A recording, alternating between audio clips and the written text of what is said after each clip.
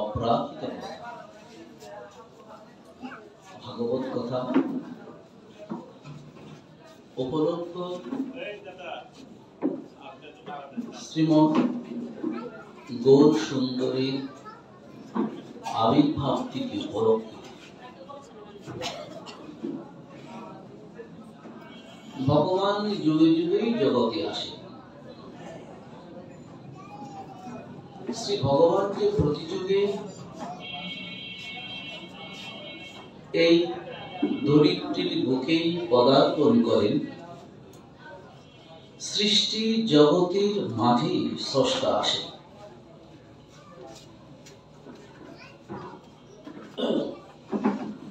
সৃষ্টি জগতে কেন স্রষ্টা আসেন?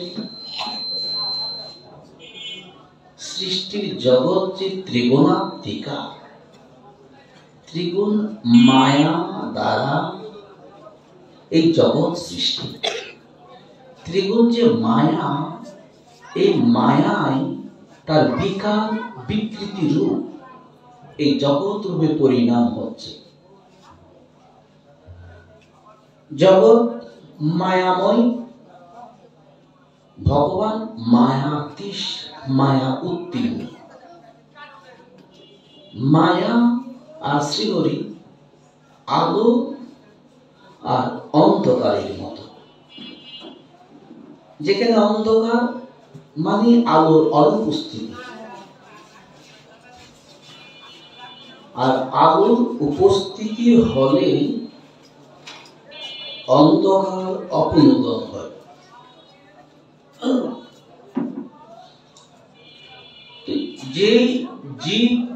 যে জীবের চিত্ত লোকে ত্রিগুণাত্মিকা মায়ার তমসায় যার চিত্ত ঢাকা, যার চিত্ত যার হৃদয় ত্রিগুণাত্মিকা মায়ার মেঘা আবরণে আবৃত, সেখানে শ্রী ভগবান যে সূর্য স্বরূপ সত্য, সূর্যকে যেমন মেঘে আবরণ দিয়ে ঢেকে রাখে, তেমনি ত্রিগুণাত্মিকা মায়া আমি যে নিত্য শ্রীহরি দাস, এ দাসত্বের স্বরূপ সূর্যকে ত্রিগুণাত্মিকা মায়া আবরণ দিয়ে ঢেকে জীব যে নিত্য অনন্ত আনন্দের অভিমুখে প্রধাবিত হবে, এই সত্য ত্রিগুণাত্মিকা মায়া দ্বারা জীবের চিত্ত লোক আচ্ছন্ন থাকার ফলে সে অনিত্য মোহ মৃত্যু ভাগারে নিত্য প্রতিনিয়ত সে গতাগতি করছে। জীব যদি মায়ার আবরণ বা মায়ার জবনিকা কিংবা মায়ার মেঘাবরণ মুক্ত হয়, তবে জীব যে নিত্য শ্রীহরি দাস, তার যে দাসত্বের স্বরূপ সূর্য উদ্ভাসিত হয়। কিন্তু জীব আপন ইচ্ছায় আপন সাধ্যে এই মায়াকে অতিক্রম করতে পারে না। দৈব হের্ষাজ্ঞ নামহী মম মায়া দুরত্রয়া।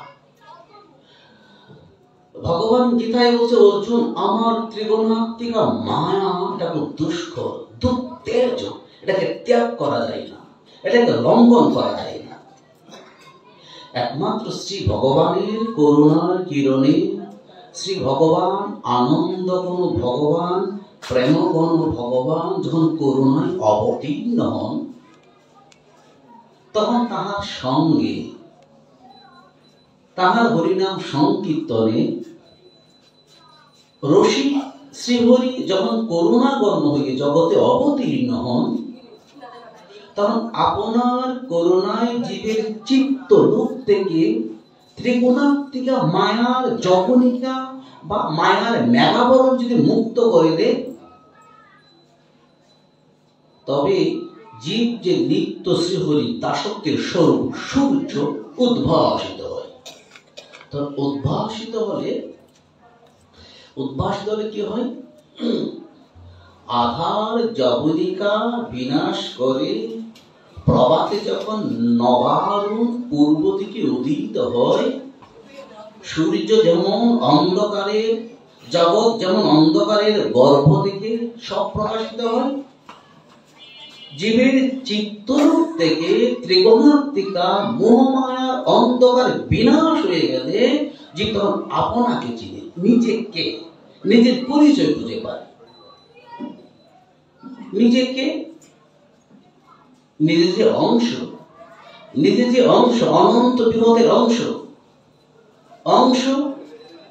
অংশের মধ্যে যে পূর্ণতার বিরহ, আমি কার অংশ? জীবের স্বরূপটা কি? আমার মধ্যে অংশ অনু আত্মা আছে।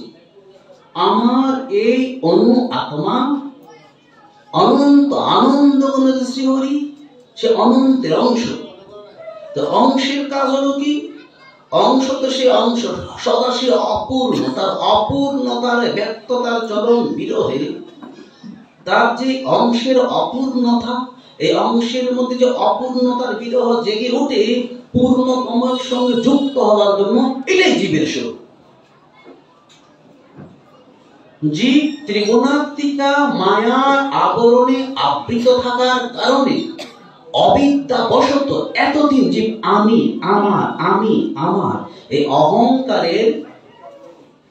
অহংকারের যে সে যে নিজের মধ্যে আবরণ আবৃত ছিল, অনন্তের সঙ্গে সংযোগবিহীন ক্ষুদ্রতার আবর্তে আবৃত ছিল মায়ার কারণে, অবিদ্যাজনিত কারণে শুধু বলেছিল আমি আমার। তো ক্ষুদ্রতার কারণে সে যে অনন্ত থেকে বিচ্ছিন্ন হয়ে থাকার পরে কি হলো?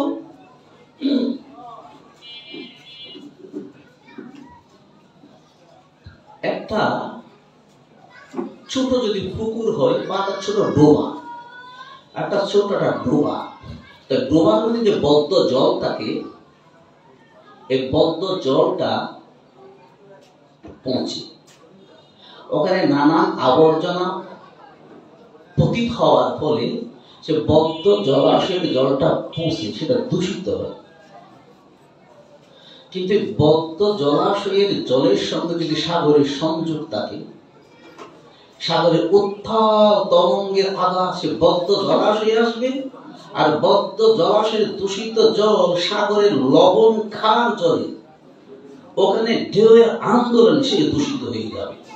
তাই আমি মায়া জবনিকার কারণে আমি আমার মোহ আবর্তের ব্যন্তনে আমি যে ক্ষুদ্র একটি ডোবা জলাশয়ের মতো নিত্য প্রতিদিন কলুষতায় কাম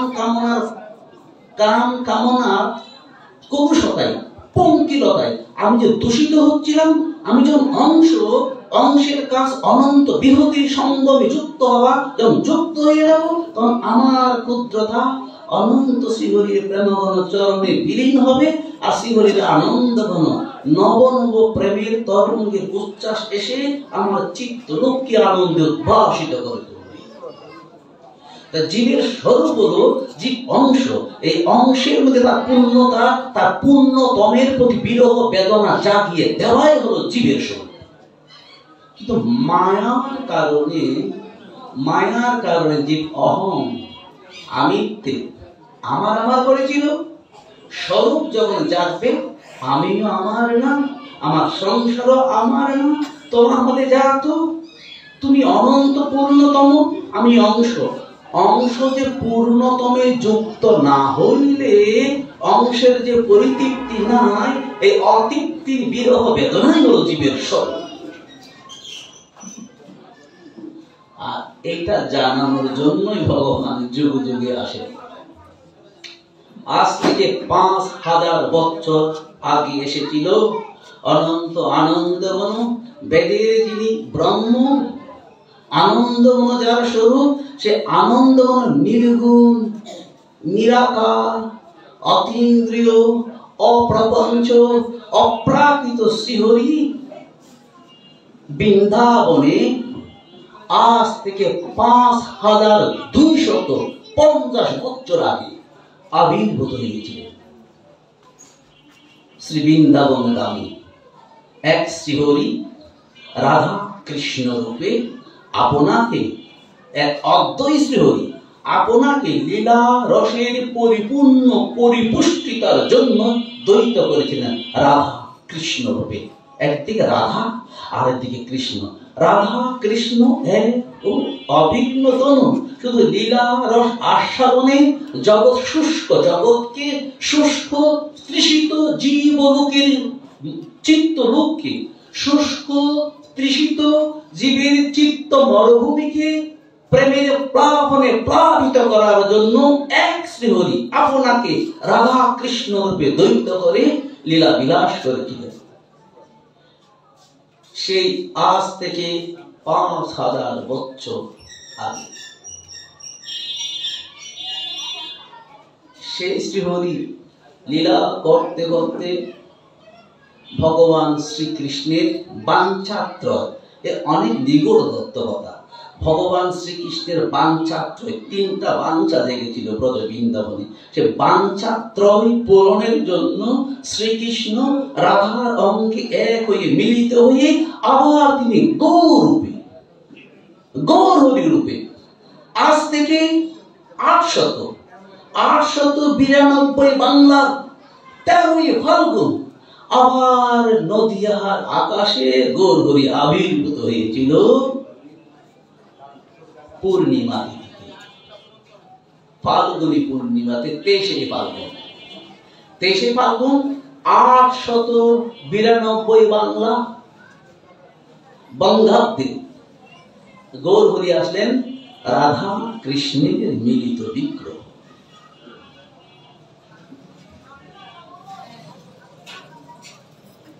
তিনি আসলেন। একথাই বিশ্বকবি রবীন্দ্রনাথ গীতাঞ্জলিতে বললেন,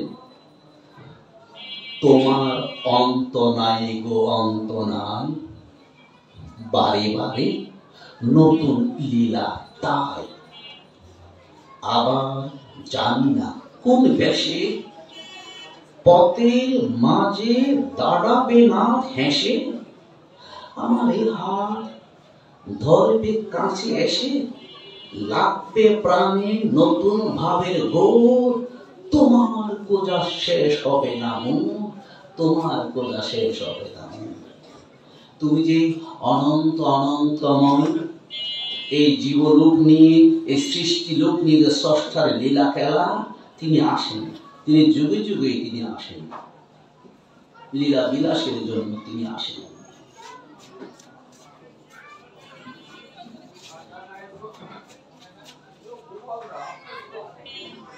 সেই গৌরহরি লীলা মাধুর্য দিয়ে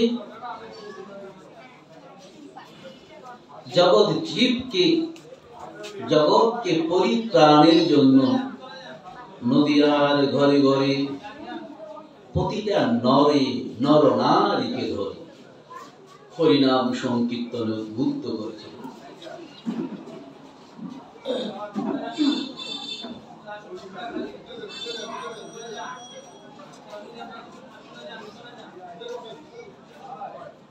একটা কথা, আপনারা কেউ কথা বলবেন না, কথাটা একটু সাইলেন্টলি বলেন, একটু শান্ত থাকেন। একটা কথা না বললে না হয়। সে কথাটা হলো যে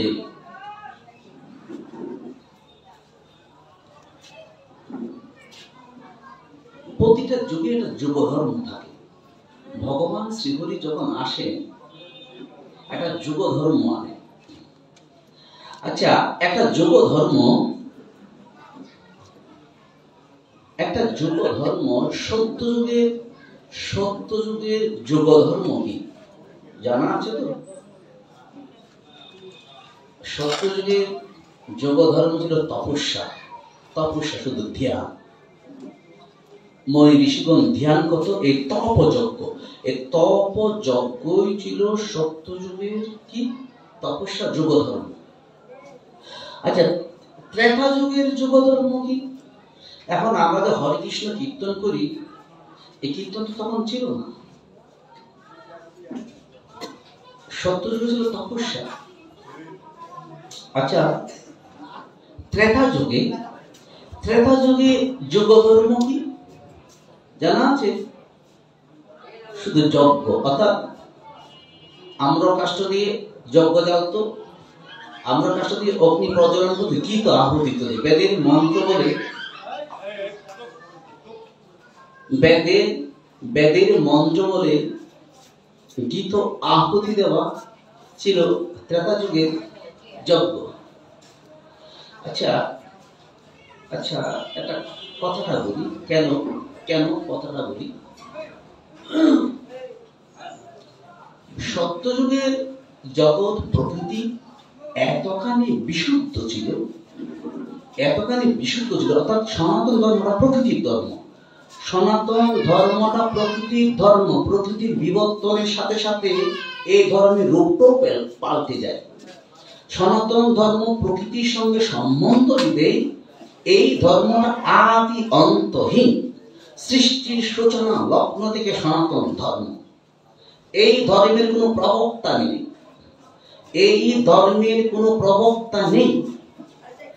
এই ধর্ম স্বয়ং আদি সনাতন। শুধু প্রকৃতির পরিবর্তনের সঙ্গে সঙ্গে এই ধর্ম পরিবর্তিত হচ্ছে, কিন্তু আদি অন্তহীন ভাবে চলছে। তাহলে সত্যযুগের যে তপযজ্ঞ, তপস্যায় ছিল যজ্ঞ, সত্যযুগের প্রকৃতি পরিবেশ এমন সুসমন্বয় ছিল, সবার মধ্যে আধ্যাত্ম চেতনাটা এমনিতে বিনা যত্নে কঠোর পরিশ্রম বিহীন আপনি স্ফুরিত হতো। কারণ সত্যযুগের 4 পাদ ধর্ম। কিন্তু যখন সত্যযুগ চলে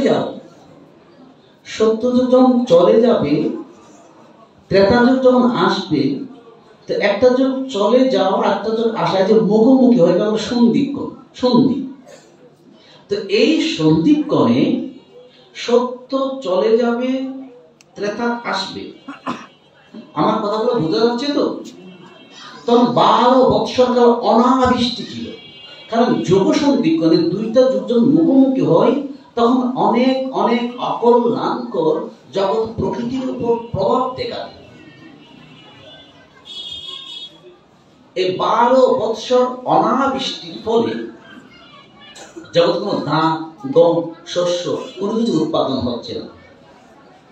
ঋষিগণ, জীবলোক না খেয়ে মারা যাচ্ছে।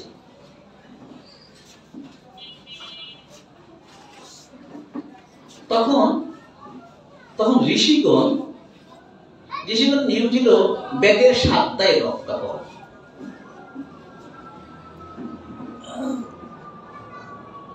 নিয়ম ছিল বেদ পাঠ করে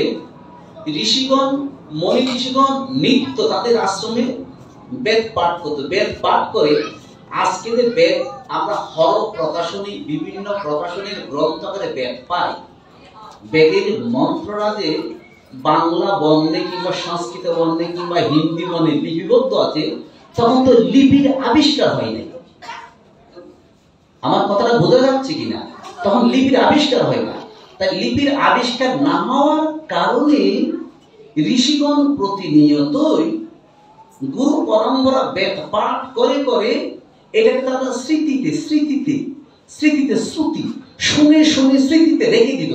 তাই বেদের অপর নাম শ্রুতি। তো শুনে মনন মস্তিষ্কটা ছিল। কিন্তু 12 বৎসর কাল সত্য চলে যাবে, ত্রেতা আসবে। এই 12 বৎসর যে অনাবৃষ্টির কারণে জগতে অন্ন শস্য বসন না হওয়ার কারণে বুজন আর ভোজন পাশাপাশি। তাই উদরে যদি অন্ন না পড়ে, তাহলে শরীরটা তো কৃষকায় হয়ে যায়, দুর্বল হয়ে যায়। তাহলে বেদের 7 দায় তো রক্ষা হবে না। তখন ঋষিরা অনাহারে থাকার কারণে বেদের 7 দায় নষ্ট হয়ে যাচ্ছে। তারা নিজেদের আশ্রম ছেড়ে চলে যাচ্ছে বিভিন্ন দিকে যে কোথায় অন্ন পাওয়া যায়, কোথায় ফলমূল পাওয়া যায়।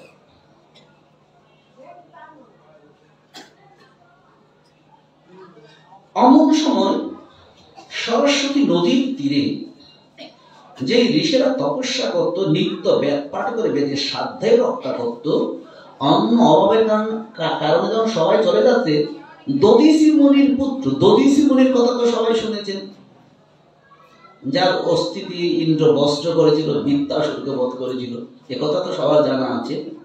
তো দধিসি মুনির পুত্র ছিল শাশ্বত। তো শাশ্বত উঠে চলে যাচ্ছে, তার সরস্বতী নদী, সরস্বতী নদী থেকে মূর্তিমান সরস্বতী মাতা আবির্ভূত হয়ে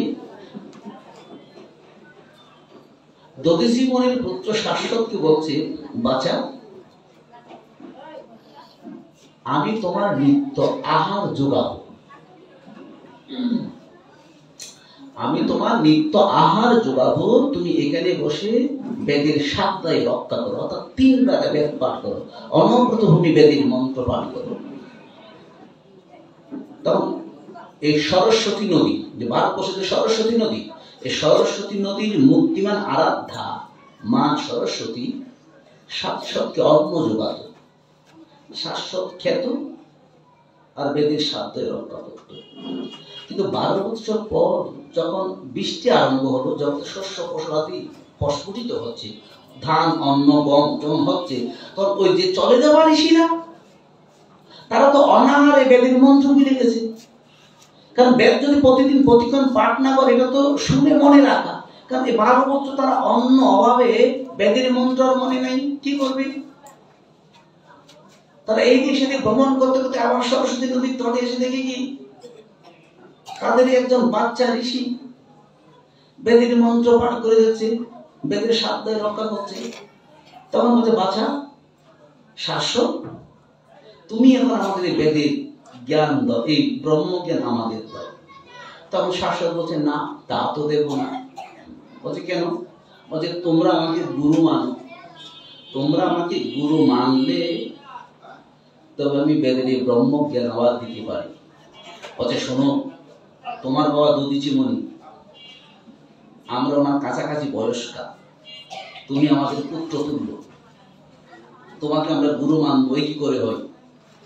তো এখানে শাশ্বতের সঙ্গে ঋষিদের এই একটা সামান্য বাদানুবাদ হচ্ছে।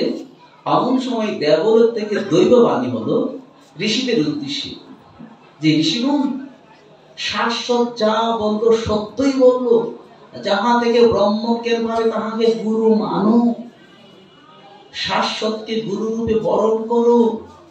তো শাশ্বতকে গুরু রূপে বরণ করলে আবার বেদের জ্ঞান তাদের মধ্যে দিল, এই সেখান থেকে আজও বেদের জ্ঞানটা আছে। আচ্ছা, এখন কি হলো তাহলে? এখন কি হলো? তারপরে ত্রেতা যুগে দরকার ছিল বৃষ্টি, ত্রেতা যুগে দরকার ছিল বৃষ্টি, বৃষ্টি হলে অন্ন হবে, বৃষ্টির অভাব ছিল।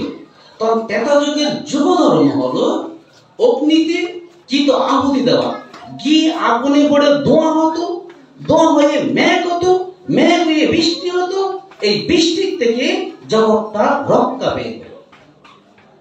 এ কথা কিন্তু গীতায় আছে, অন্নাৎ ভবন্তি বোধানি, জীব অন্ন হতে জন্মে, অন্ন বৃষ্টি হতে জন্মে, বৃষ্টি যজ্ঞ হতে, আর যজ্ঞ বেদ হতে, বেদ পরম ব্রহ্ম হতে।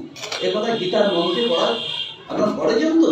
গীতা যারা পড়েছেন, অন্নাৎ ভবন্তি বোধানি, পৈর্যের নাম অন্ন সম্ভব, জীব অন্ন হতে জন্মে, অন্ন বৃষ্টি হতে, বৃষ্টি যজ্ঞ হতে। এই ঘি পোড়া আগুনে ধোঁয়া হয়ে, মেঘ হয়ে, বৃষ্টি হয়ে জগৎ রক্ষা পেয়ে গেল। তাই ত্রেতা যুগে যুগ ধর্ম কাকে বলে? যুগ ধর্ম হলো যেই ধর্ম ওই যুগে আচরণ করলে জীব ও জগৎ প্রকৃতি রক্ষা পেয়ে যায়, ওটাই যুগ ধর্ম, ওটাই যুগ ধর্ম, অন্য কিছু না। দাপরি যুগ ধর্ম ছিল, দাপরি বৃষ্টি হচ্ছিল, অতএব দাপরি বৃষ্টি হচ্ছিল, অতএব আগুনে গীত পোড়া ধোঁয়া আর প্রয়োজন নেই, তাই দাপরি ছিল সেবাযোগ্য। আর এই যুগে যথেষ্ট বৃষ্টি হচ্ছে, বন্যা হচ্ছে, ফ্লাড হচ্ছে, অ্যান্টার্কটিকার বরফ গলছে, অ্যান্টার্কটিকার বরফ গলে সমুদ্রের জলসীমা স্তর বেড়ে যাচ্ছে, পৃথিবীতে জলবায়ু সম্মেলন হচ্ছে। বাংলাদেশও জাতিসংঘের কাছে সাহায্য চেয়েছে যে আমরা মালদ্বীপের মতো জলের নিচে তলিয়ে যাব। তা এই যুগে আর অগ্নিতে গীত আহুতি দিয়ে বৃষ্টিকে আবাহন করার প্রয়োজন নেই, যথেষ্ট বৃষ্টি হচ্ছে। তা এই যুগে যুগ ধর্ম কি? নাম যজ্ঞই এই যুগের যুগ ধর্ম। হরিনাম যজ্ঞই এই যুগের যুগ ধর্ম। প্রভু বন্ধু সুন্দর বলছে, হরিনাম লও ভাই, আর অন্য গতি নাই, হেরো প্রলয় এলো প্রায়। প্রলয় কাল প্রায় আসলো, হরিনাম করো।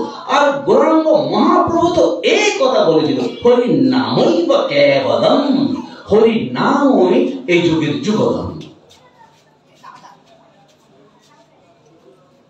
মহাপ্রভু যে যুগ ধর্ম প্রবর্ত করেছিল, হরি নামই কেবল, যে ইহা ছাড়া অন্য কিছু নাই নাই নাই, হরি নামই যুগ ধর্ম। আর একই যুগ ধর্মের কথা নবগণ প্রভু বন্ধু হরিও বলল যে হরিনাম লও ভাই, আমার অন্য গতি নাই। হেরো মানে দেখো, হেরো প্রলয়, দেখো প্রলয় এলো প্রায়, প্রলয় কাল প্রায় চলে আসলো, হরিনামে একমাত্র মুক্তি। আচ্ছা, এখন কথা হলো, বেদে একটা কথা আছে, বলছে কুত্র ভুবনেশ্বর নাভি। বেদে আবার উত্তর দিচ্ছে, বলছে যজ্ঞহি ভুবনেশ্বর নাভি। নাভি মানে আমাদের এই শরীর যন্ত্রের মধ্যে নাভির সঙ্গে যেমন সমস্ত শিরা উপশিরা সংযোগ যুক্ত আছে, নাভি যদি অচল হয়ে যায় আমাদের শিরা উপশিরা বিচ্ছিন্ন হয়ে যাবে। তাই জগতের নাভি কি?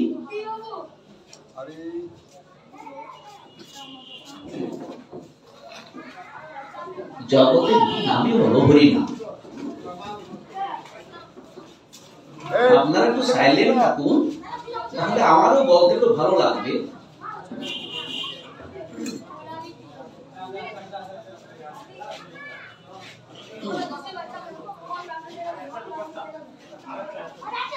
জয় রাধে, জয় গৌর হরি, জয় জগৎ বন্ধু হরি।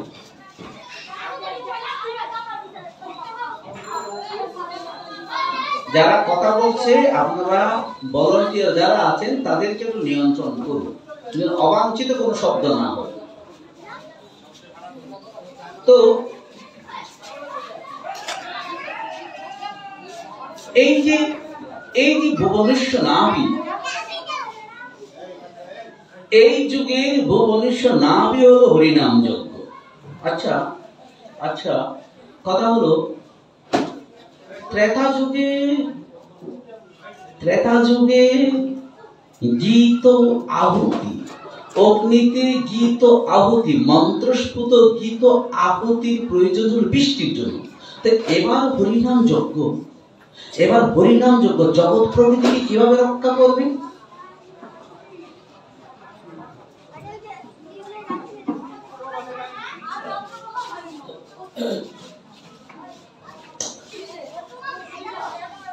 এবার হরিনাম যজ্ঞই জগৎকে রক্ষা করবে।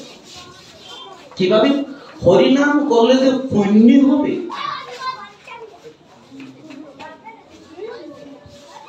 আমাদের পাপ চলে যাবে, পুণ্য হবে, তার জন্য জগৎ রক্ষা হবে, তা না। এখানে একটা সায়েন্টিস্ট বিষয় আছে, এখানে একটা বৈজ্ঞানিক যুক্তিযুক্ত কারণ আছে। কি কারণ আছে? কি কারণ? আচ্ছা, কারণটা হলো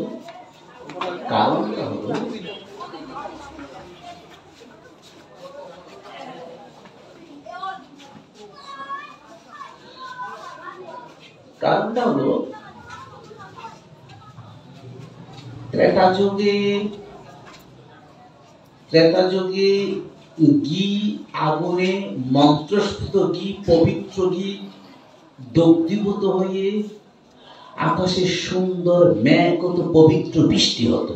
কিন্তু এখনো আগুন পোড়া ধোঁয়াতে বৃষ্টি হয়, তবে সেটা কয়লা পোড়া ধোঁয়া। আজকে অনেক কলকারখানা, ইন্ডাস্ট্রি, চীন তো পৃথিবীর 40% কয়লা চীনেই পোড়ায়। চীনের কয়লা পোড়া প্রোডাক্ট উৎপাদন বলে তাদের পণ্যের দাম সস্তা হয়, সারা বিশ্ব মার্কেট তারা দখল করছে। তাই এই যে খনিজ কয়লা পোড়া ধোঁয়া জনিত যে বৃষ্টিটা অ্যাসিড বৃষ্টি হয়, অ্যাসিড বৃষ্টি বিভিন্ন জায়গায় দামাকের কারণে, কলকারখানার কারণে, মোবাইল পেট্রোল পোড়া ধোঁয়া নির্গিত হওয়ার কারণে বায়ুমণ্ডলের স্তর ফুটো হয়ে গেছে। জলীয় বাষ্পে কার্বন ডাই অক্সাইডের পরিমাণ বেড়ে গেছে।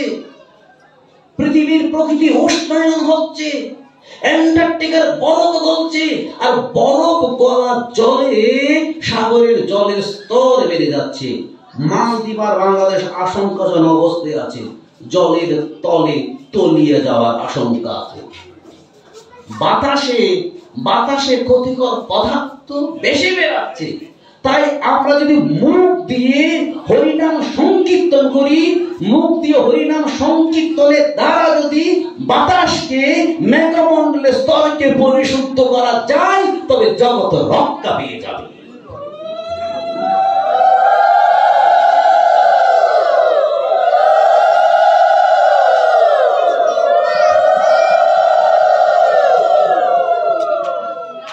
জগৎ রক্ষা পাওয়ার এখন একমাত্র উপায়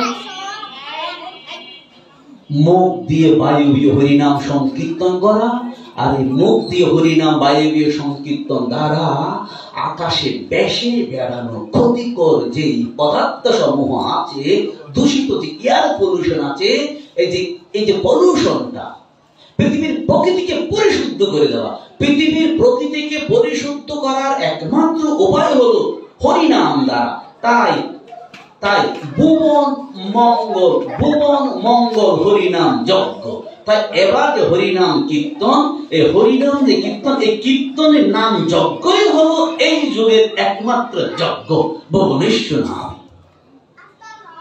তাই মহাপ্রভু বললেন যে হরি নামই বা কেবল একমাত্র জগৎ জড় প্রকৃতি যেভাবে তার কার্বন ডাই অক্সাইড থেকে নানা বিষাক্ত গ্যাসীয় মণ্ডল, বায়ুমণ্ডলের স্তরকে দূষিত করে আছে, এই দূষিত স্তরকে পরিশুদ্ধ করার জন্য একমাত্র হরিনাম। তাই এই যুগে হরিনাম দ্বারা জীব জগৎ প্রকৃতি রক্ষা পাবে বলে হরিনামে এই যুগের একমাত্র যজ্ঞ।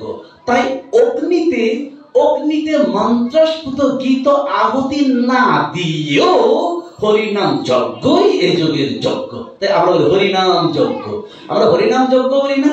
অথচ এই যজ্ঞে কখনো কি বেদের মন্ত্র দিয়ে আগুন ভরানো আছে, কিছু আছে না। তাই যজ্ঞ মানে যে মন্ত্রস্ফুত গীত আহুতি দেওয়াই যজ্ঞ না। যেই যুগে যাহা ধারা জগৎ প্রকৃতি জীবকুল রক্ষা পাবে, ওটাই ও যুগের যজ্ঞ। তাই সত্য যুগে ছিল তপযজ্ঞ, ত্রেতা যুগে মন্ত্রস্ফুত গীত আহুতি যজ্ঞ, দাপরে সেবা যজ্ঞ। আর এই কলির কলুষে জীবের জড় বুদ্ধির কারণে, পার্থিব বিজ্ঞানের উৎকর্ষের কারণে শুধু ব্যক্তি স্বার্থের জন্য সার্বজনীন ক্ষতি করছে। ব্যক্তি স্বার্থ, দেশ, ব্যক্তি, সমাজ, দেশ শুধু নিজের স্বার্থের কথা ভেবে যে ইন্ডাস্ট্রি, কলকারখানাগুলো হচ্ছে, বায়ু দূষণ হচ্ছে, ক্ষুদ্র নিগোষ্ঠীর স্বার্থে বৃহৎ জনগোষ্ঠীর যে ক্ষতি সাধন করছে। তাই এই বৃহৎ, এই বিস্তৃত বিশ্ব জগৎকে রক্ষা করার জন্য একমাত্র হরিনাম যজ্ঞ।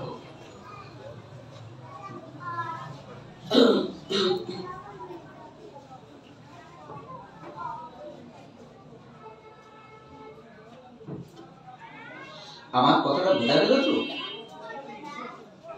আচ্ছা, আরেকটা কারণে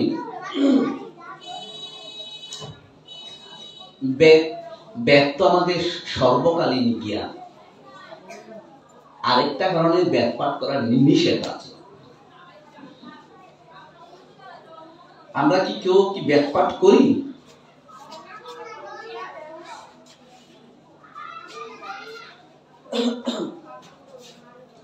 আমরা তেমন একটা ব্যাট পাঠ করি না।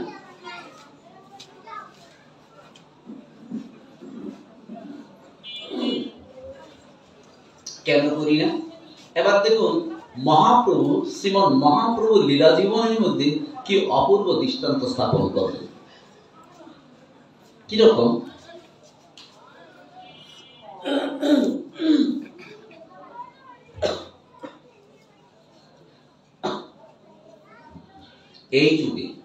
এই যুগে আমাদের বেদ পাঠ করা নিষেধ। বেদ পাঠ করা যাবে না। কেন যাবে না? বৈদিক সাহিত্যে আছে বেদ পাঠে তারা অযোগ্য। কারণ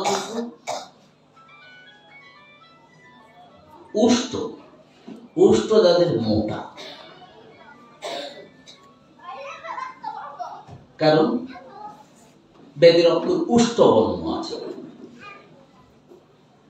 দন্ত যাদের এক প্রথ্যাত্র, দন্ত যাদের সুগঠিত না, তারা ব্যাকপাত করতে পারবে না। আমি কি কি কারণ বললাম, কারণগুলো মনে রাখবেন। উষ্ট যাদের মোটা, দন্ত যাদের সুগঠিত না, এক প্রথ্যাত্র, কারণ দন্ত না বর্ণ আছে, কথা বুঝতে যাচ্ছে। আর জিহ্বা যাদের নেই, নাকে যারা কথা বলে, এই সব ব্যক্তিবর্গ বেদ পাঠে অনুপযুক্ত। কারণ বেদ পাঠে কোনো পুণ্য নেই। বেদের যে অক্ষর, বেদের একমাত্রিক স্বর, দ্বিমাত্রিক স্বর, ত্রিমাত্রিক স্বর আছে, উদ্ধাত্ত, অনুধাত্ত, স্বরিত স্বর আছে। বেদের মন্ত্র পড়ার সময় কোন অক্ষরটা দ্বিমাত্রিক, ওটা দ্বিমাত্রিক হতে হবে। কোনটা একমাত্রিক, ওটা একমাত্রিক বলতে হবে। কোনটা ত্রিমাত্রিক, ওটা ত্রিমাত্রিক টানতে হবে। কোন শব্দটা উঁচু করে বলতে হবে, উদ্ধাত্ত। কোন নিচু করে বলতে হবে, অনুদাত্ত। কোন স্বর, কোন শব্দ স্বরিত সমান, কোনটা উচ্চ, কোনটা নিচু, কোনটা স্বরিত। তো এই নিয়ম যদি জানতে হয়, ঋষি পুত্রকে 12 বৎসর কাল প্রায় ঋষির কাছে থেকে বেদ শিক্ষা নিতে হবে। এভাবে বেদ পাঠ করতে হবে।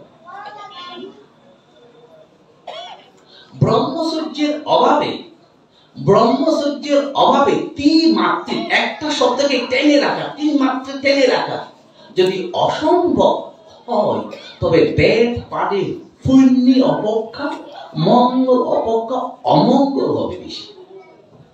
তাই আমি বা আপনি যে বেদ পাঠ করি না, এটা আমাদের অযোগ্যতা না, এটা প্রকৃতির কারণ। শীত যদি আসে, শীতকাল আসলে আমরা গায়ে সোয়েটার গায়ে দেবো, গায়ে শাল জড়াবো, এটা শীত, এটা প্রকৃতি। আবার গ্রীষ্মকাল যখন আসে, শীতকালে যদি আমি সোয়েটার গায়ে না দিই, শাল যদি গায়ে না জড়াই, আমি মারা যাবো। আর গ্রীষ্মকালে যদি সোয়েটার আর শাল গায়ে তবে আমি মারা যাবো। গ্রীষ্মকালে গায়ে দিলে মারা যাবো, শীতকালে যদি সোয়েটার আর শাল গায়ে না দিই তবে মারা যাবো। তাই এটা কি আমার দোষ? দোষটা কি আমার?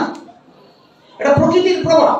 তাই আমি যে বেদ পাঠ করি না, আমি আপনি আমরা যে করি না, এটা আমাদের কোনো কারণ না, প্রকৃতির প্রভাব। এই কলিযুগে প্রকৃতির প্রভাব।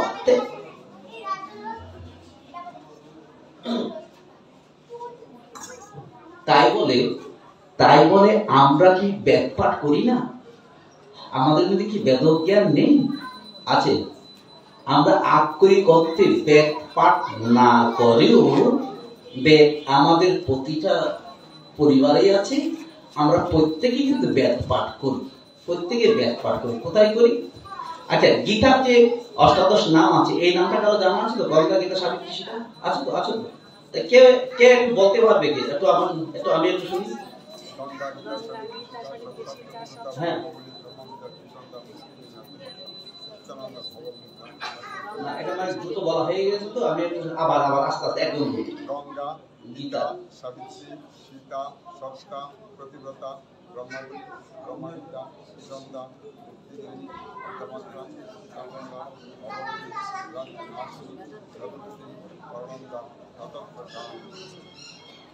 ব্রহ্মা বলে ব্রহ্মবিদ্যা। একটা আছে এখানে বেদত্রয় পরমানন্দ কথাটা বলা হয়েছে। তাই গীতাকে কি বলছে? এই গীতা মা তো বেদত্রয় কথাটা বুঝা গেছে। ঋক সাম যজু এই গীতা মাথা তিন বেদে যা আছে তুমি তা। গীতা পাঠ করা হয়তো, গীতা পাঠ করলে বেদ পাঠ করা হচ্ছে, গীতাই বেদ।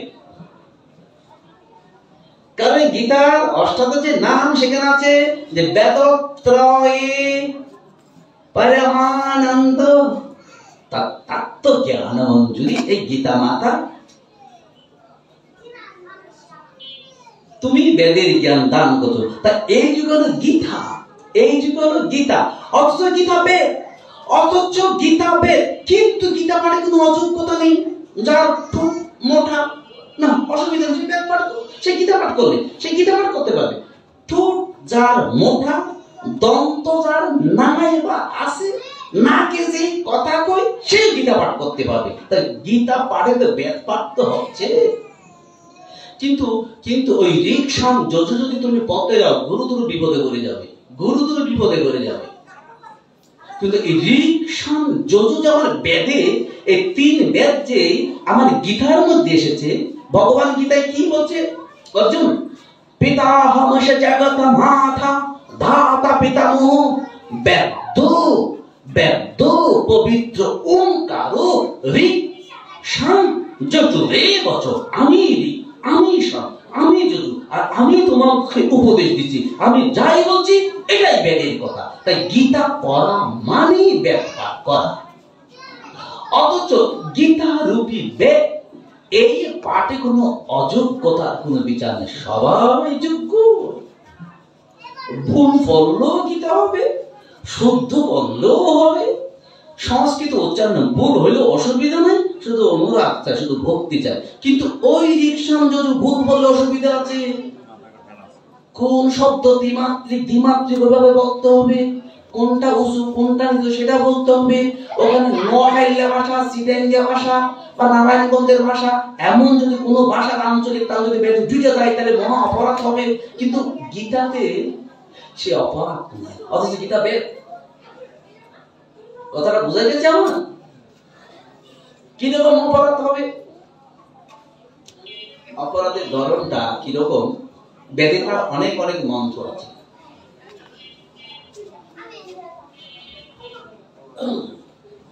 বেদে তার অনেক প্রমাণ আছে। মন্ত্র, বেদের মন্ত্র উচ্চারণটা শুদ্ধ ছিল, কিন্তু যে শব্দটা উঁচু করে বলতে হবে, উঁচু গলায় বলতে হবে, নিচু হয়ে যাওয়ার জন্য উল্টো হয়ে গেছে।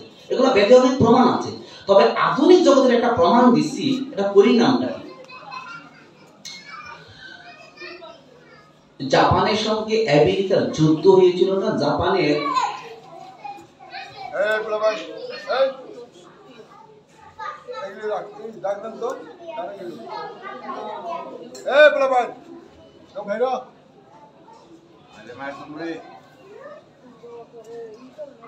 জাপানের হিরোশিমার নাগাসাকিতে 1945 সালে 6ই আগস্ট আর 9ই আগস্ট ফ্যাটম্যান এবং লিটিল বয় নামক দুইটা পারমাণবিক বোমা মেরেছিল আমেরিকা। মনে আছে তো ইতিহাসটা? জাপানের হিরোশিমা এবং নাগাসাকিতে 1945 সালে 6ই আগস্ট আর 9ই আগস্ট লিটিল বয় এবং ফ্যাটম্যান নামক দুইটা পারমাণবিক বোমা মেরে জাপানকে তছনছ করে দিয়েছিল সে বিশ্বযুদ্ধে। তার কারণ কি জানো? বোমা মেরেছিল এটা কারণ না, কারণটা ছিল কি জানো? জাপানের যে প্রধানমন্ত্রী ছিল আমেরিকার পক্ষে, তাদের পক্ষের সাংবাদিকরা যখন প্রশ্ন করেছিল আপনি কি যুদ্ধ করবেন, এভাবে কি যুদ্ধ চালিয়ে যাবেন, তো জাপানের প্রধানমন্ত্রী ওনার আঞ্চলিক ভাষায় একটা কথা বলেছিলেন, মোকোসাৎসু। উনি একটা কথা বলেছিলেন যে মুকোসাৎসু, কারণ আন্তর্জাতিক যে ইন্টারন্যাশনাল ল্যাঙ্গুয়েজ ইংলিশে না বলে উনি আঞ্চলিক ভাষায় সাংবাদিকদের উত্তর দিলেন মুকোসাৎসু। আর এই মুকোসাৎসুটা উনি বলছে, মানে কথাটার অর্থ ছিল যে আমি আমার ক্যাবিনেটের সঙ্গে আলাপ করে আমি যুদ্ধবিরতির প্রস্তাব আমি দেব, বা এরকম একটা বিষয় ছিল মুকোসাৎসু। কিন্তু এইটা সাংবাদিকরা আমেরিকার কাছে ব্যাখ্যা করলো মুকোসাৎসু, উনি যুদ্ধবিরতি করবেন, উনি যুদ্ধ চালাইই যাবে। এই কথা রেগে আমেরিকা তখন ফ্যাটম্যান এবং লিটল বয় হিরোশিমায় এবং নাগাসাকিতে বোমা নিক্ষেপ করেছিল। তো বেদ পড়ার সময় যদি আঞ্চলিক ভাষায় মুকোসাৎসুর মতো কোনো কথা ঢুকে যায় তবে বেদে কিন্তু বোমা বর্ষণ করে। বৈদিক ভাষা, এটা বৈদিক সাহিত্য, তার একটা নিজস্ব ভাষা আছে, তার একটা দ্বিমাত্রিক ত্রিমাত্রিক ছন্দ আছে, তার উদ্দাত্ত অনুদাত্ত স্বর আছে। ঠিক ওই সিস্টেমে না বলে যদি কেউ যদি নোয়াখাইলা ভাষায় চিন্তা ভাষায় কলার যদি কেলা কইয়া দেয়, কলারে কেলা খাওয়াটা ভাষা আছে না, আর নানান আঞ্চলিক নানান ভাষা, এই ভাষা যদি বেদের মধ্যে যদি ঢুকে যায় তবে বেদ মহা অকল্যাণ বয়ে আনবে। কিন্তু গীতায় তার সমস্যা নেই, তার প্রমাণ কি? এবার সেটা মহাপ্রভু গৌর হরি গিয়েছিলেন শ্রীরঙ্গ ক্ষেত্রে।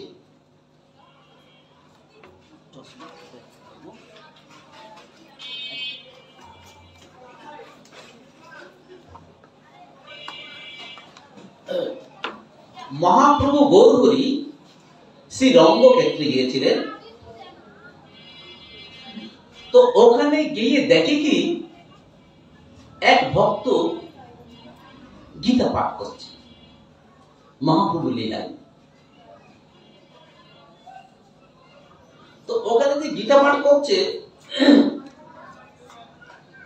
এখন মহাপ্রভুকে বলছে ভক্তরা,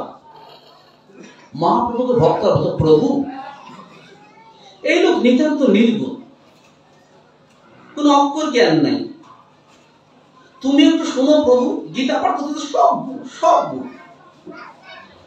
এই কথা মহাপ্রভুকে বলছে। মহাপ্রভু শ্রীরঙ্গ ক্ষেত্রে গিয়ে যে ভক্ত গীতা পাঠ করছে ওনার কাছে গিয়ে দেখি যে আচ্ছা সবই ভুল সব কইতেছে, গীতার মন্ত্রের সঠিক উচ্চারণ হচ্ছে না, কিন্তু লোকটা অজরে কাঁদছে, পুলক অশ্রু কম্পন হচ্ছে, এইটা আছে।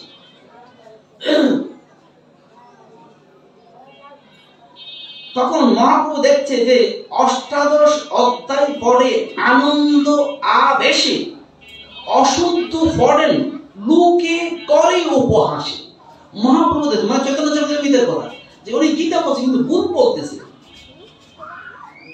যে অষ্টাদশ অধ্যায় প্রতিদিন গীতা পড়তেছে, উনি বসে পড়ে যাচ্ছে, কিন্তু গীতার উচ্চারণটা শুদ্ধ হচ্ছে না, তাই বলছে যে অশুদ্ধ পড়েন লোকে করে উপহাসে। কিন্তু উপহাস করলো অষ্টাদশ অধ্যায় পড়েন আনন্দ আবেশে, এই আনন্দের আবেশটা আছে, কিন্তু ওনার আনন্দের আবেশটা থাকলেও লোকে কিন্তু উপহাস করছে। কথাটা বুঝে গেছে তো?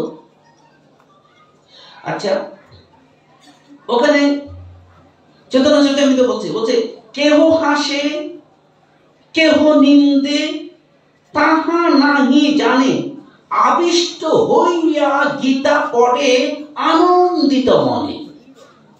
ওই লোক কে হাসে কে নিন্দা করে তার দিকে তাকাই না, উনি গীতা আনন্দের আবেশে অশুদ্ধ হইলো গীতাটা বলে যাচ্ছে, কিন্তু এই অশুদ্ধ যদি ব্যাপার করতো তখন কিন্তু গীতা পড়বে, অথচ গীতা কিন্তু বেদ ত্রয়, তিনটা বেদে কিন্তু এই গীতা দিয়ে আছে। অতএব আমরা ওই আক্ষরিকতা বেদ না পড়লেও বেদের জ্ঞানটা তো গীতাতে আছে, সেটা তো আমরা বুঝছি। আচ্ছা, পুলক অশ্রু কম্পসে যাবত পটম দেখি আনন্দিত হইল মহাপ্রভুর মন।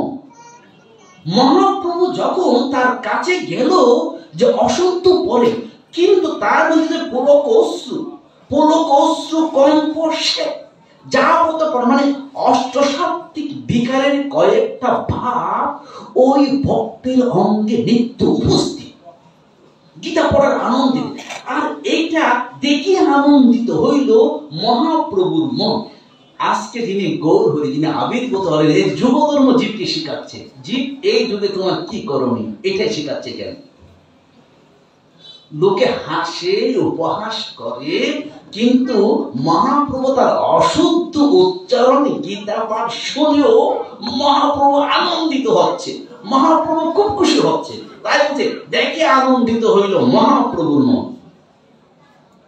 এখন মহাপ্রভু যে আনন্দিত হলো, মহাপ্রভু তখন ওই ভক্তকে বলছে, কানে কানে কাছে গিয়ে বলছে, কি বলছে? বলছে মহাপ্রভু বললেন যে কোন অর্থ জানি, কোন অর্থ জানি তোমার এত সুখ হয়? মহাপ্রভু ওই গীতা পাঠক ভক্ত বলছে যে আচ্ছা আচ্ছা ভক্ত, তুমি যে গীতা পাঠ করো, বহু অশুদ্ধ হচ্ছে আমি দেখছি, তা দেখছি, কিন্তু তোমার মধ্যে যে দিব্যভাবের উপস্থিতি, আমি খুব আনন্দিত হচ্ছি। আচ্ছা কিন্তু কিন্তু আমি বলতে চাচ্ছি, কোন শ্লোক, কোন অর্থটা জেনে তোমার এত অশ্রুকম্প হচ্ছে? তাই বলছে মহাপ্রভু বলেন কোন অর্থ জানি তোমার এত সুখ হয়? এখন সেই গীতা পাঠক ভক্ত মিশ্র উনি বলছে মূর্খ আমি। কে বলছে? ওই যে গীতা পাঠক বলছে মূর্খ আমি, শব্দ অর্থ না জানি। মহাপ্রভুকে ওই বলতে মূর্খ, মূর্খ আমি, শব্দ অর্থ না জানি, শুদ্ধ অশুদ্ধ গীতা পড়ি, গুরুর আজ্ঞা মানি। গুরুদেব আমাকে আজ্ঞা করেছিলেন যে তুমি নিত্য গীতা পড়ে যাও, নিত্য। তাই শুদ্ধ অশুদ্ধ আমি জানি না, শব্দ তো জানি না, শুদ্ধ অশুদ্ধ গীতা পড়ি, গুরুর আজ্ঞা মানি। গুরুদেব আমাকে বলেছিলেন যে তুমি নিত্য গীতা পাঠ করো, তাই গুরুর আদেশকে আমি শিরে নিয়ে আমি গীতায় পড়ে যাচ্ছি। এখন মহাপ্রভু বলছে, মহাপ্রভু যখন বললো আচ্ছা আচ্ছা তুমি তাহলে কি দেখে, তখন ওই ভক্ত বলছে, ওই ভক্ত মহাপ্রভুকে বলছে অর্জুনের রথে কৃষ্ণ হইয়া উজ্জুধ, বসিয়াছে হাতে শস্ত্র শ্যামল সুন্দর। আমি যখন গীতা পড়ি তখন আমি দেখি রথাগ্রে ভগবান শ্রীহরি কৃষ্ণচন্দ্র অশ্বের উজ্জ্বলে মধুর শ্যামল বরণ মুখ নিঃসৃত বাণী প্রদান করছে অর্জুনকে। আমি এই অপরূপ মাধুর্যটা দেখি, গীতা করলে আমি এটা দেখি। অর্জুনের কহিতেছে হিত উপদেশ, তাহা দেখি মোর আনন্দ, আনন্দ আবেশ। আমি যখন দেখি রথাগ্রে ভগবান শ্রীকৃষ্ণচন্দ্র শ্যামল অমল রূপে অর্জুনকে গীতা অমৃতময় বাণী উপদেশ করছে, গীতা খুললে যে অপরূপ সুন্দর যখন দেখি আমি আনন্দে অশ্রুপুলক কম্প হই। তাহাই আমার জীবনের সার্থক। এই কথা যখন বললেন তখন গৌর হরি শ্রীমন গৌর হরি মহাপ্রভু শ্রী গৌর হরি ওই ভক্তকে বললেন। কোন ভক্তকে? যে শুদ্ধ অশুদ্ধ জানে না, শব্দ তো জানে না, যে গীতা পড়ছে, তাকে এখন মহাপ্রভু বলছে, প্রভু কহে গীতা পাঠে তোমারই অধিকারী, তুমি সেই জানো এই গীতার অর্থসার।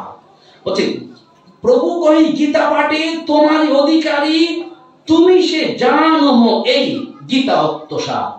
এত বলি সেই বিপ্রে মহাপ্রভু কইল আলিঙ্গন। মহাপ্রভু সে বিপ্রকে আলিঙ্গন।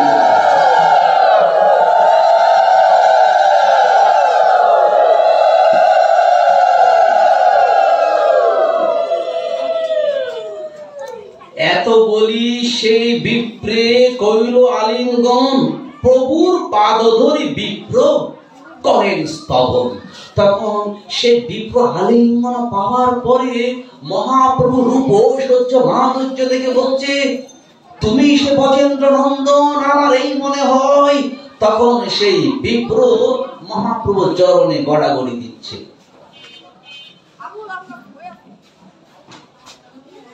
তা গীতা পাঠ সার্থক হলো, কিন্তু কথা হলো কি, আমরা তো সবাই গীতা পড়ি। আমরা যে গীতা পড়ি আমাদের গীতা পড়ার মধ্যে আপনারা যে গীতা পড়েন, গীতার মাহাত্ম্য পড়েন তো সবাই? খুব কঠিন কথা। গীতা কি সবাই স্নান টান করে শুদ্ধ বস্ত্র পরে গীতা পড়েন তো? তোমাদের দিয়ে বাবা গীতা পড়া হবে না। যারা স্নান করে শুদ্ধই গীতা পড়ো, তারা কিন্তু গীতার মর্মার্থ কোনোদিন জানতে পারবে না। না,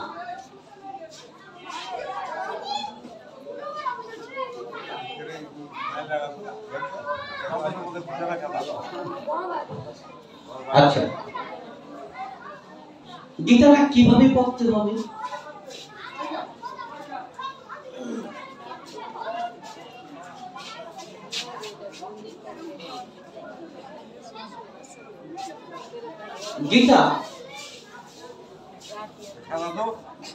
গীতা পড়ে, যারা গীতা পড়ে তারা যদি মনে করে যে গীতা পড়ে গীতার মাহাত্ম্য পড়তে হবে, গীতার মাহাত্ম্য না বললে গীতা হবে না, তারা কোনোদিন গীতাকে জানতে পারবে না।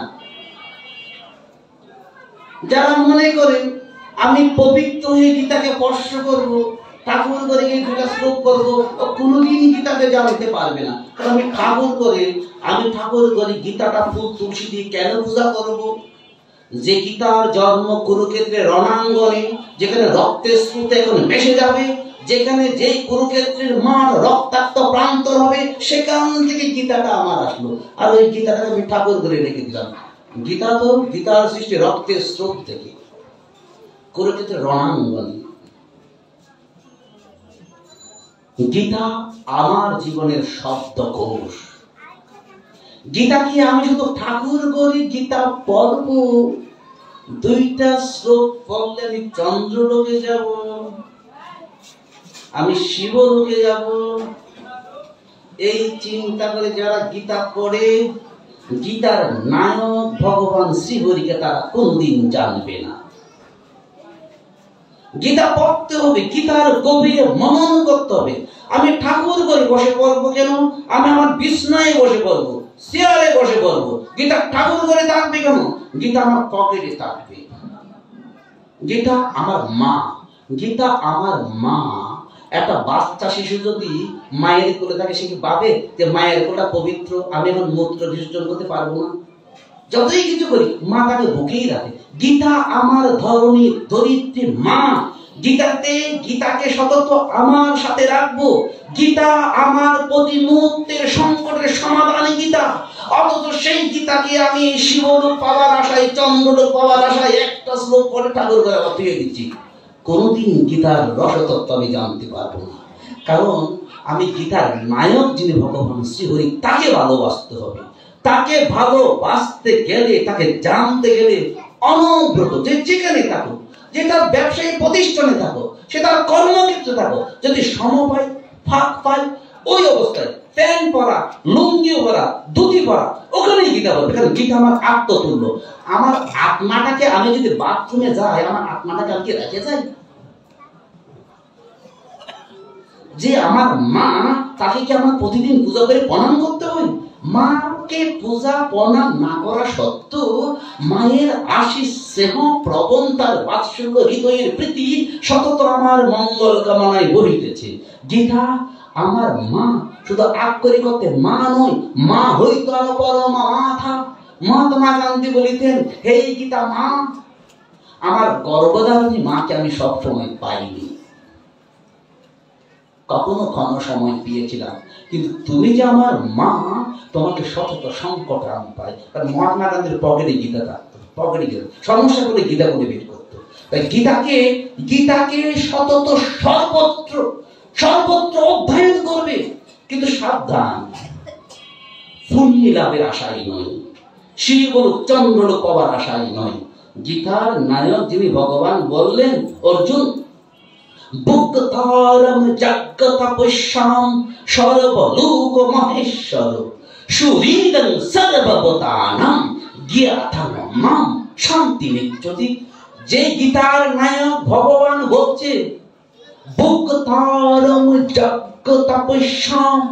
এই অর্জুন আমি ভোক্তা, ভোক্তা মানে কি ভোগ করে আমি খাই, কথাটা বোঝা যাচ্ছে। ভোক্তারম যজ্ঞ তপস্যা, যে যত প্রকারের যজ্ঞ করবে, কেউ শিব পূজা, কেউ মঙ্গল চণ্ডী পূজা, কেউ মনসা পূজা, কেউ কার্তিক পূজা, কেউ গণেশ পূজা। বলছে বোকা, তোমার কার্তিক গণেশ অমুক তমুক কেউ কিছু খাই না, কেউ খাই না, খাই তো আমি। তাহলে ভোক্তারম যজ্ঞ তপস্যা, যত প্রকার যজ্ঞ তপস্যা আছে সবকিছু ভোক্তা আমি। ভোক্তারম যজ্ঞ তপস্যা সর্বলোক, কথাটা বোঝা গেছে? সর্বলোক মহেশ্বর। কে বলছে বোকা? স্বর্গের দেবতা ইন্দ্র অধিপতি। বোকা ধো, ইন্দ্রের কোন অস্তিত্বই নেই। আমি ইন্দ্রলোকের ইন্দ্র অধিপতি। কে বলছে কৈলাসের অধিপতি শিব? আরে আমি শিব। কে বলছে চন্দ্রলোকের চন্দ্র, সূর্যলোকের সৌর? না, কিছু না, সর্বলোক মহেশ্বর, আমি সর্বলোকের মহেশ্বর। তাই ভোক্তারম যজ্ঞ তপস্যা সর্বলোক মহেশ্বর সুহৃদং সর্বভূতানাং। আমি সুহৃদ, সুহৃদ মানে বন্ধু।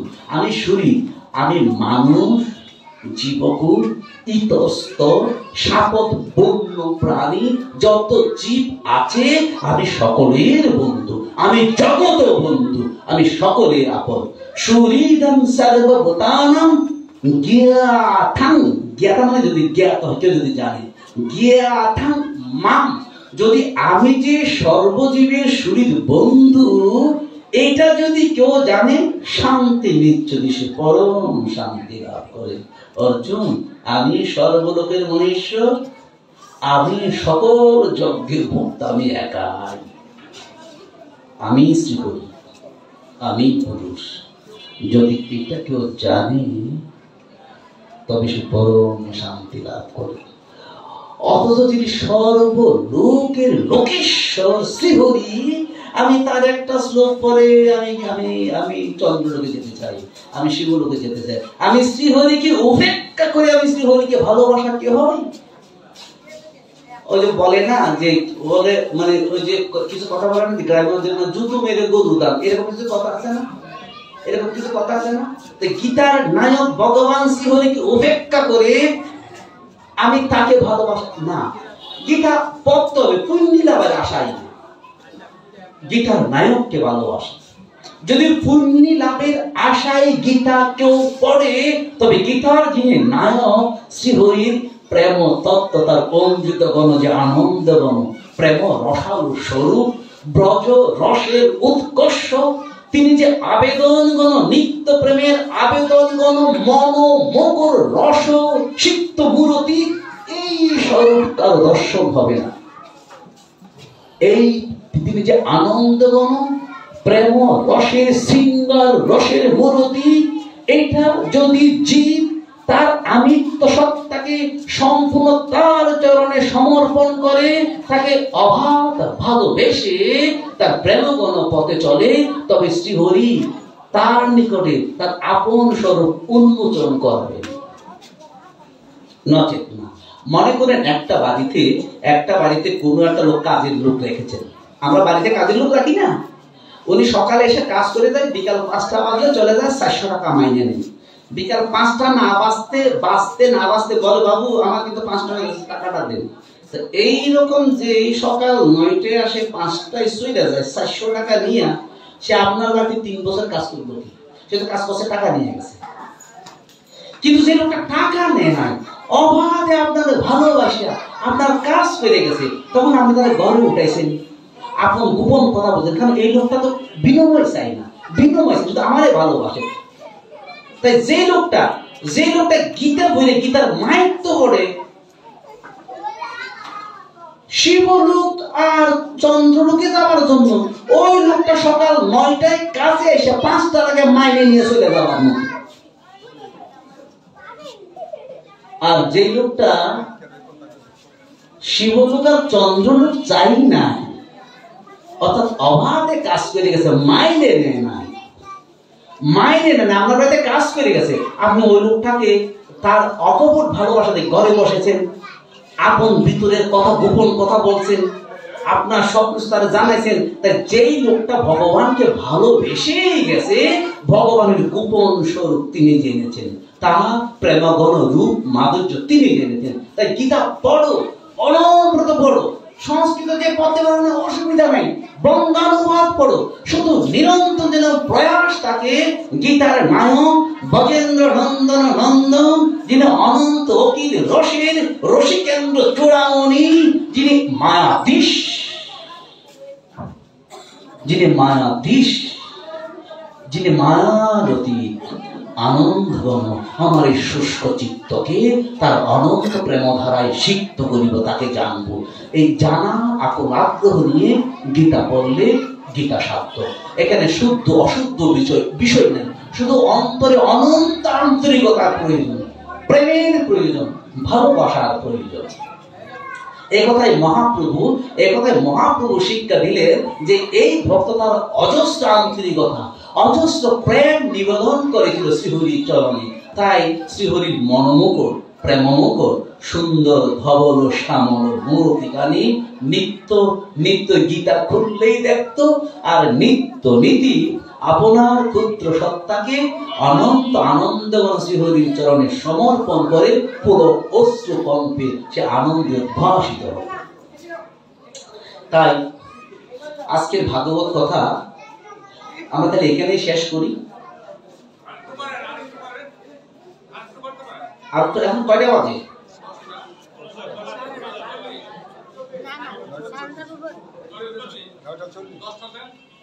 10টা দেবো।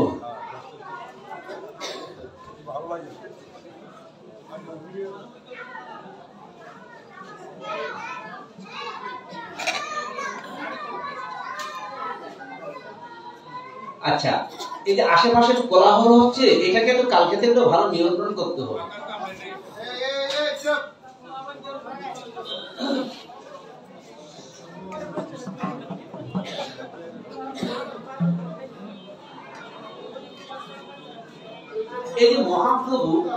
এই যে মহাপ্রভু শ্রীহরি আসলেন, মহাপ্রভু শ্রীহরি এসে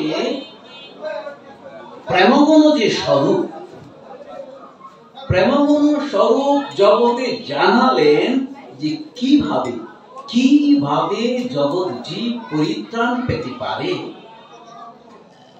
মহাপ্রভু যে রাধা কৃষ্ণের মিলিত রসের বিগলিত আনন্দঘন মূর্তি,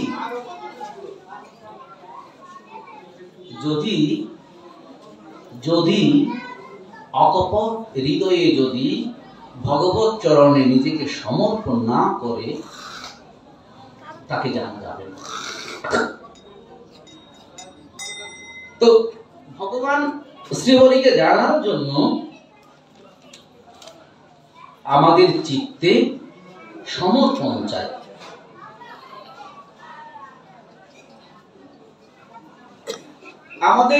আমাদের হৃদয় মনের যদি অকপট সমর্পণ না থাকে, আমরা জানতে পারব না। আচ্ছা, বলছিলাম যে ব্রজবৃন্দাবনে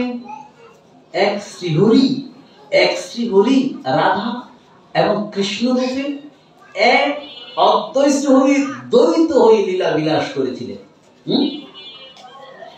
আবার যে গৌর হরি যে আসলো আবার সে আমাদের 892 বাংলার পেশে পারবে। গৌর হরি যে এসেছিল সেখানেও তিনি কিন্তু নিতাই গৌর রূপে আসলেন। নিত্যানন্দ প্রভু হলেন আর তিনি গৌর হরি রূপে আসলেন। তাই নিতাই এবং গৌর এক অভিন্ন সত্তা। কেমন অভিন্ন সত্তা? গৌর হরি নিত্যানন্দ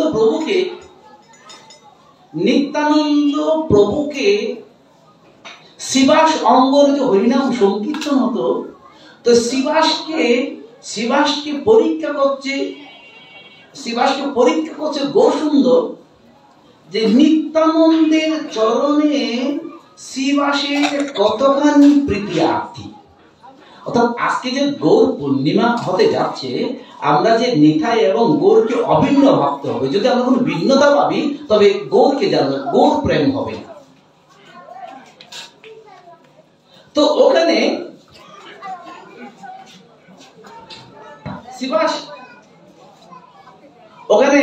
শিবাসকে গৌরহরি পরীক্ষা করছে, শিবাসকে নিত্যানন্দের চরণে অকপট প্রীতি প্রেম আছে কিনা শিবাসের অন্তরে।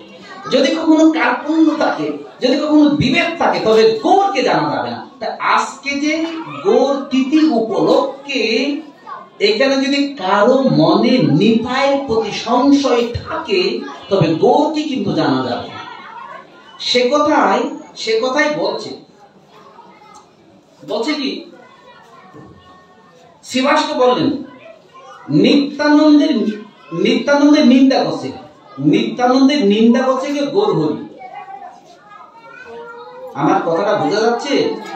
শিবাসকে পরীক্ষা করার জন্য উল্টা গৌর সুন্দর নিত্যানন্দের নিন্দা করে শিবাসের অন্তরটা জানার চেষ্টা করছে।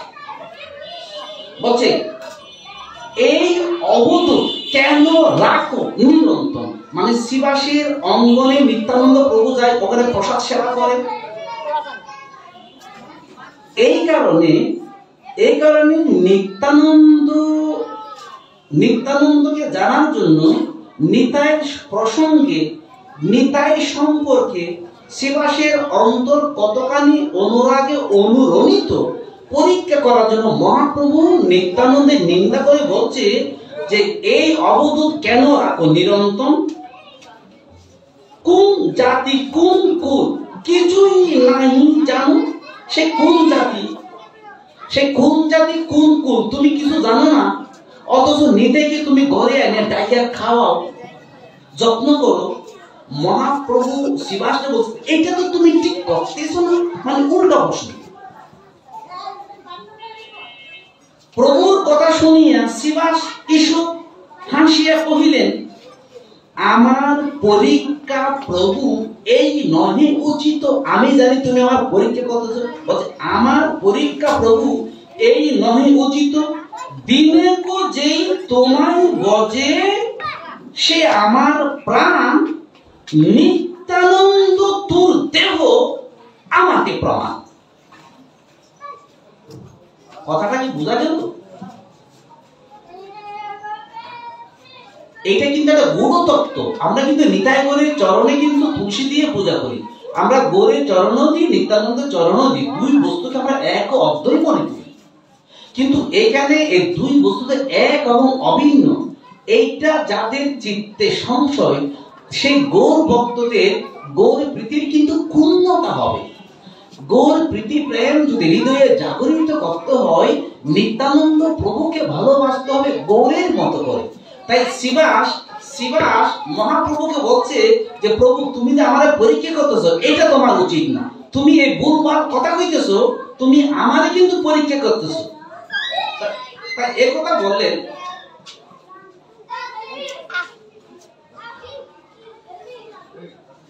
তাই এই কথা বলছে যে মানে শিবাস মহাপ্রভুর বলতেছে দিনে কো যেই তোমায় বজে, দিনে যেই একবার তোমার নাম করে গৌর হরি, এই কথাও যেই বলে, দিনে কো যেই তোমার ভজে সেই মোর প্রাণ, সে আমার প্রাণ। আর যেই নিতাই সতত গৌর করে গৌর প্রেমে ডুবে আছে, নিত্যানন্দ তোর দেহ আমাকে প্রমাণ। তুমি যদি দেহি হও তবে নিতাই তোমার দেহ আমাদের প্রমাণ। মদিরা মানে কি? মদিরা যবনী যদি নিত্যানন্দ ধরে, যদি নিতার হাতে আমি কখনো মদের বোতল দেখি, মদিরা যবনী যদি নিত্যানন্দ ধরে, মদ যদি কখনো নিত্যানন্দের হাতে আমি মদ দেখি, কে বলতেছে? শিবাস বলতেছে। শিবার পদ্ধতি যদি মদের বোতল মদিরা জবনী যদি নিত্যানন্দ ধরে, তারপরে মদ ধরলো, তারপরে যদি জাতি প্রাণ ধন যদি মোর নাশে, যদি আমার স্ত্রী পুত্রকে হত্যা করে, মদের বোতল যদি নিতাই হাতে ধরে, যদি অস্ত্র দ্বারা আমার জাতিকে নাশ করে, তা একথা বলছে মদিরা জবনী যদি নিত্যানন্দ ধরে, জাতি প্রাণ ধন যদি মোর নাশ করে, তথাপি আমার চিত্তে নহিবে অন্যথা, সত্য সত্য তোমারে কহিব এই কথা। নিতাইয়ের হাতে যদি আমি মদের মধ্য বোতল দেখি, আমার জাতিকে নাশ করে, তবু আমি জানবো তুমি আর নিতাই এক অভিন্ন, এক অভিন্ন। এই কথা শোনার সাথে সাথে মহাপ্রভু আনন্দের সঙ্গে হুঙ্কার দিয়ে লাফাতে লাগলো। লাফাতে লাফাতে অতি আনন্দের অতি উচ্ছ্বাসে শিবাসের বুকে বসে গেলেন মহাপ্রভু। শিবাসের বুকে বসে বলছে, এ শুনিয়া প্রভু হুঙ্কার দিয়া শিবাসের বুকে উঠিয়া বলিলেন, কি বলিলা পণ্ডিত শিবাস, নিত্যানন্দ প্রতি তোর এত বিশ্বাস, আমার নিতাইয়ের প্রতি তোর এত বিশ্বাস, এত ভালোবাসা, মোর গুপ্ত মানে আমার মোর গুপ্ত নিত্যানন্দ জানিলে সে তুমি, তোমারে সন্তুষ্ট হইয়া বর দিব আমি। মোর গুপ্ত নিত্যানন্দ, আমার যে গোপন সত্তা নিত্যানন্দ, তুমি এটা জেনে গেছো, আমি সন্তুষ্ট হয়ে তোমাকে বর দেব। কি বর দিবে? স্বয়ং ব্রহ্মা, স্বয়ং দেবাদিদেব ব্রহ্মা সকাতরে যেই প্রার্থনা করে, হাজার যুগ তপস্যা করে যাহা প্রাপ্ত হবার প্রার্থনা করে, মহাপ্রভু সেই বর অনায়াসে অনাদরে শিবাসের অন্তরে নিত্যানন্দের প্রতি বিশ্বাস দেখে সেই বর দিয়ে দিলেন। কি বর দিলেন? বলছে, যদি লক্ষ্মী ভিক্ষা করে নগরে নগরে, তথাপি দারিদ্র দূর নাহিবে ঘরে। যদি বৈকুণ্ঠের লক্ষ্মী, যিনি লক্ষ্মী, আমরা সবাই কিন্তু লক্ষ্মী পূজা করি, যেন একটা ধন সম্পদটা হয়। আমরা লক্ষ্মী পূজা করি না? লক্ষ্মী পূজা করার উদ্দেশ্যটা কি? একটা ধন সম্পদ হওয়ার জন্য।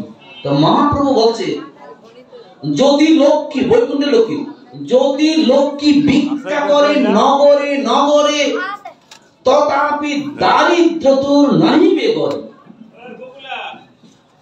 বিড়াল কুকুর আদি তোমার বাড়ি, সবার আমাতে ভক্তি হইবে স্থির।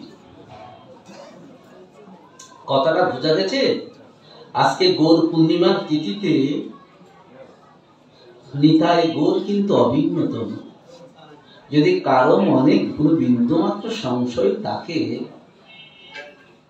তাহলে কিন্তু গৌর প্রীতি চিত্তে উৎপাদন হবে না। এই কথা গৌর হরি কিন্তু নিজে বলে দিলেন যে, তোর দেহ নিত্যানন্দ আমাকে প্রমাণ, তুমি নিত্যানন্দ তোমার দেহ। তাই দেহ আর দেহি দেহ, দেহ ছাড়া আত্মাকে কল্পনা করা যায়? তাহলে দেহ ছাড়া আত্মাকে কল্পনা করা যায় না, দেহ আর আত্মা মিলিত স্বয়ং সম্পূর্ণ। তা এইটা জানবো।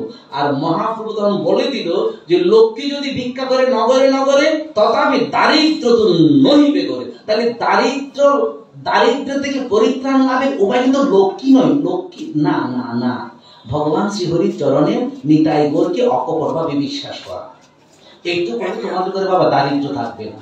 ভগবান যে শ্রীহরি এক ও একলস্য হরি, তার চরণে নিগুড় ভক্তি, এটা হলে কি দারিদ্র থাকবে না? আর কি হবে না? বলছে, বিড়াল কুকুর আদি তোমার বাড়ি, সবার আমাতে প্রেম ভক্তি হইবে স্থির। যেই ভক্তি দেবতা চায়, ওই ভক্তি মহাপ্রভু কিবা করে বলো, তোর বাড়ি যত কুকুর বিড়াল আছে, সবার চিত্তে ভগবত প্রেম উদ্গমন হবে আজ থেকে। তো এখানে শেষ করছি। নিতাই গৌরীর প্রতি আমাদের যেন নিষ্ঠা যেন স্থির থাকে, আমাদের চিত্তে যদি নিতাই গৌর অভিন্নতম এইভাবে যদি আমরা নিত্য তার সেবা করি, তবে আমাদের মঙ্গল হবে। এখানে পাঠের পর্ব শেষ। একটা কথা ছিল যে পাঠের পরে 15 মিনিট সময় থাকবে, কারো যদি কোনো প্রশ্ন থাকে।